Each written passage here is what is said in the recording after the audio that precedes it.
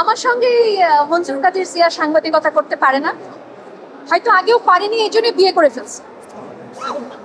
আমি যতদূর জানি যে অলরেডি গান রেকর্ডিং বা ক্রিয়েশন শুরু হয়ে গেছে, কিন্তু এখন পর্যন্ত আমি কারো কাছ থেকে ফোন পাইনি, সো আমি তো বলতে পারছি না।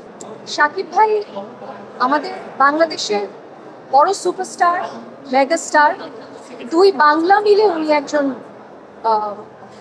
অন্য উচ্চতায় গেছেন। আসলে উনি একজন অভিনেতা হিসেবে, একজন পারফর্মার হিসেবে, একজন অ্যাক্টর হিসেবে।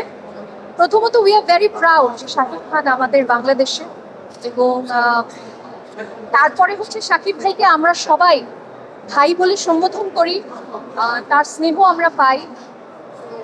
এবং আমার গানের যাত্রায় শাকিব ভাইয়ের বিশাল একটা ভূমিকা আছে।